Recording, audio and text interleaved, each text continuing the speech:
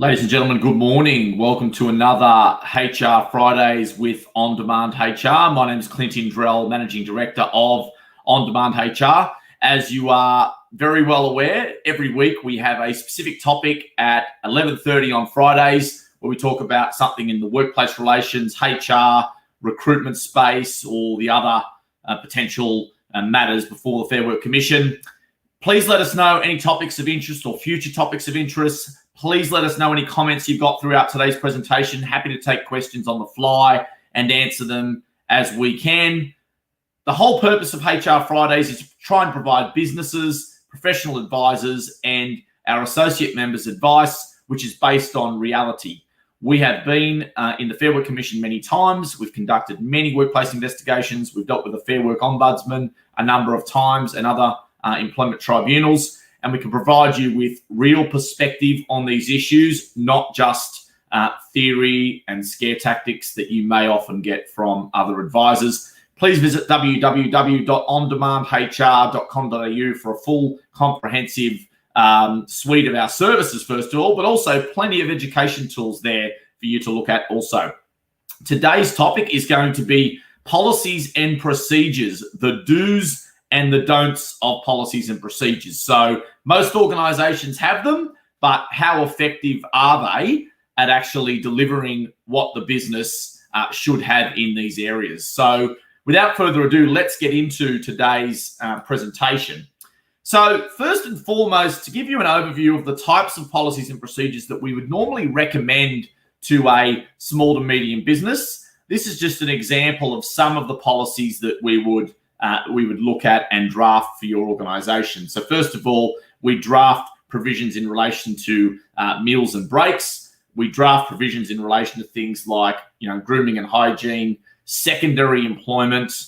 That could also be a contractual matter. Out of hours conduct is a very important one. People often do not understand that their employment may be subject to things that happen outside of work. So there's been many cases where employees have unfortunately engaged in behaviour outside of work, which is then inconsistent with their employment continuing from that point forward. Obviously a very high bar, but nonetheless something that does come up. Leave policies we often have in there around requesting, taking leave, those sorts of things. Email and internet usage, what employees are allowed and not allowed to do. Personal phones, fitness for work. Working from home is a new policy area that we've been developing over the past few years. So having clear procedures around what is expected in a working from home environment. This can also include checklists and things like that employees are required to fill out when assessing their home workspace. We have counselling and disciplinary policies, but we'll talk about that a little bit later because that's actually a really interesting topic and one that needs to be taken with great caution. We might have policies around timesheets. Social media use is another great one, another topical one. What employees should or should not post on social media at work or outside of work. The outside of work part of it in particular being very important. Many situations where employees have been terminated because of behaviour outside of work in respect to social media. Workplace surveillance, this can often be important when you are using video surveillance. There are requirements in each state with respect to the relevant acts and how video surveillance can be used. So that's a very important one. Confidentiality, that may be dealt with in the contract, may not necessarily always be in the policy manual. Company vehicles, workplace discrimination, harassment and bullying, very important to have those policies in your employee handbook. Grievances and problem resolution, also extremely important. So those last two work hand in hand to identify what those issues are and then have a mechanism to deal with those issues. Work health and safety reporting and consultation are two important ones to have in the manual. Social distancing is another new one that we've included for the purposes of COVID-19 and making sure that businesses with employees at the office or otherwise have those measures clearly understood and identified. We then usually have policies around absences and how absences should be dealt with, particularly unexpected absences. And then finally, punctuality and overtime are also things that we can deal with in an employee handbook. So typically these are the common, let's say 20 or so policies that we have. And what we really try and do in these policy manuals is focus on the policies being as simple as possible. And we'll get into in a moment, I guess, what a good policy manual should have, and then we'll talk about some things that a policy manual shouldn't have or common mistakes that we see in policy manuals.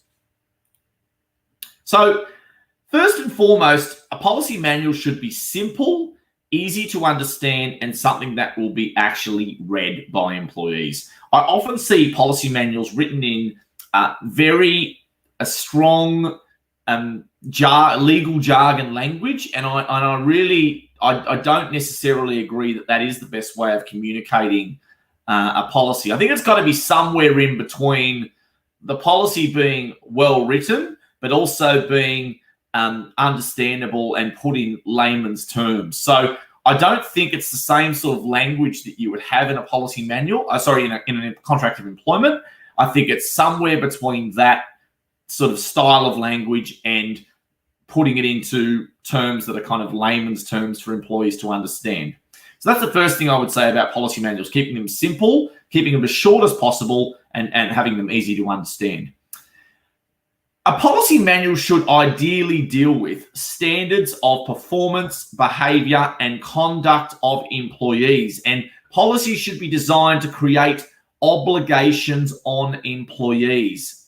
What we often see, and we'll talk about this in the next slide, is policies being overwritten and organizations getting carried away with writing motherhood statements which create unnecessary obligations on the organization. So the important thing, the policy manual should create expectations and obligations on employees in respect to performance, behavior, and conduct. A policy manual should also deal with key compliance things, such as policies around anti-discrimination, harassment, and bullying. You must define what these things are for a variety of reasons.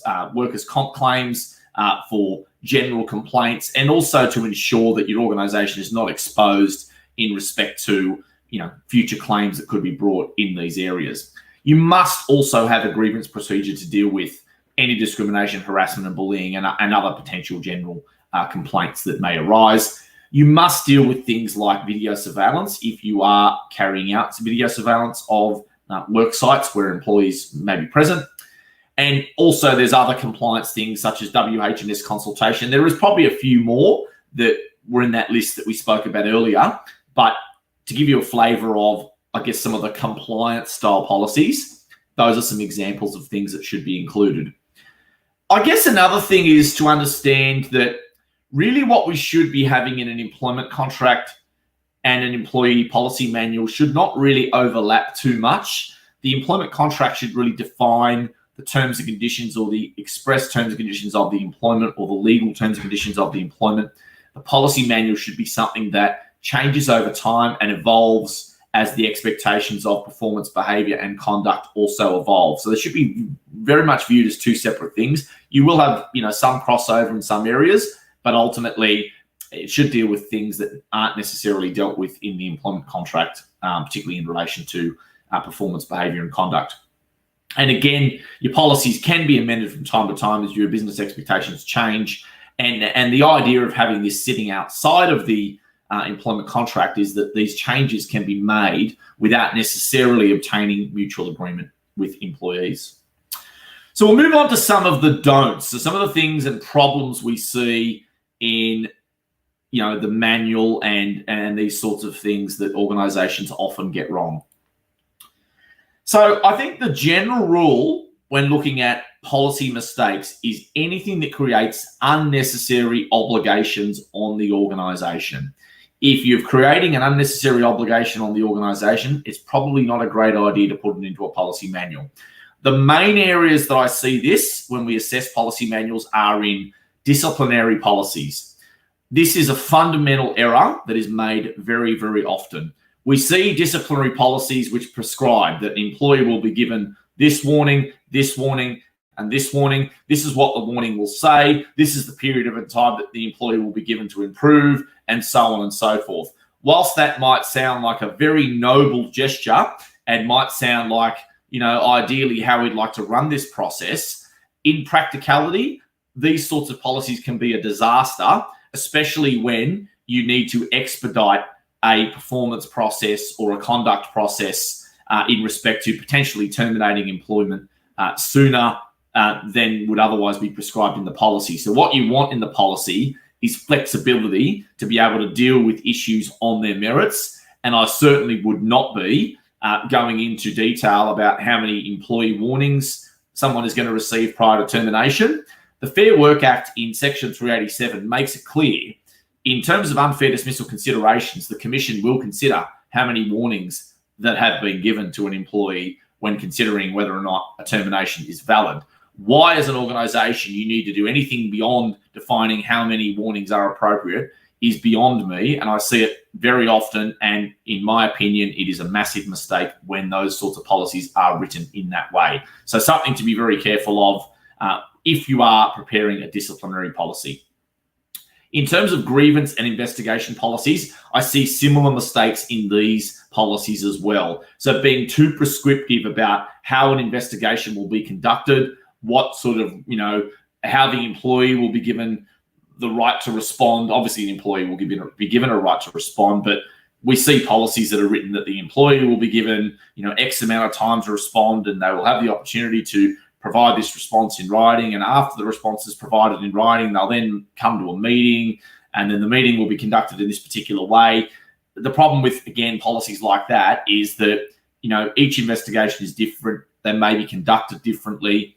And again, trying to lock yourself into very stringent rules around these things is not a good idea. Certainly, you can refer to the prospect of an investigation being conducted, but I would be very hesitant to create specific rules around how an investigation should be conducted and so on. So that, again, I've seen many, many situations where the policy ultimately brings the business or organisation into criticism when it's conducted an investigation which is appropriate for the circumstances, but doesn't follow the policy that has been written. So again, I would avoid being too prescriptive on policies such as this. Performance review policies is another one. Committing or saying that the organisation will do a performance review every 3 months or 6 months or whatever it may be, unnecessary. Again, organisations reserve the right to review the performance of their employees at any time. You don't need to have a policy statement saying that you can do that or to give you the right to do that. And again, if you do not conduct performance reviews every 3 months or 6 months, as you say, then ultimately you end up in a circumstance where employment's been terminated. Well, then you've got the scenario where you can be criticised for not reviewing a person's performance on as regular a basis as you identify that you would. So again, with performance review policies, very loose. I would be having just general guidelines around how these things might be conducted and not committing to how often these things will necessarily be conducted as well. I guess the other comment more generally is other overly detailed and complicated policies. When you write your policies and when you're thinking about or writing any statements in there about what the organisation might do, be very careful committing to things that you, first of all, may not do, or second of all, are unnecessary. And as a general rule, avoid anything that's unnecessary and don't overcommit to anything that the organisation can't clearly deliver on or hasn't been delivering on. And again, we often see policies that are out of step with the current custom and practice that we see in the organisation. So again, I'd be looking at that in a variety of other policy areas. So look, if you've got any final questions about this, please shoot them through. We will wrap up this presentation on policies and procedures in a moment. So I'd like to sort of just go through again a quick summary of what we've covered today.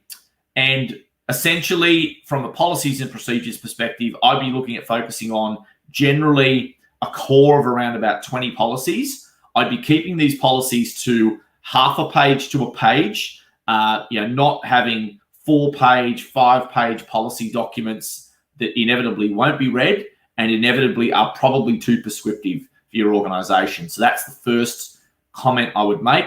20 to 25 key policies. The list we outline is a pretty good starting point.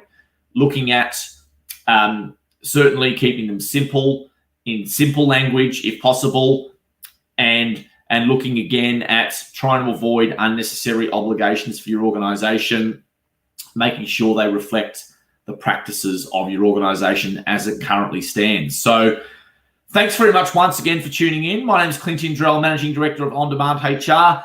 You'll see us once again next Friday for another edition of HR Fridays. We'll release our topic earlier in the week on Facebook and on LinkedIn. So have a wonderful weekend, everyone. If you've got any final questions, please put them in the comments tab and we can return back to you at the appropriate time.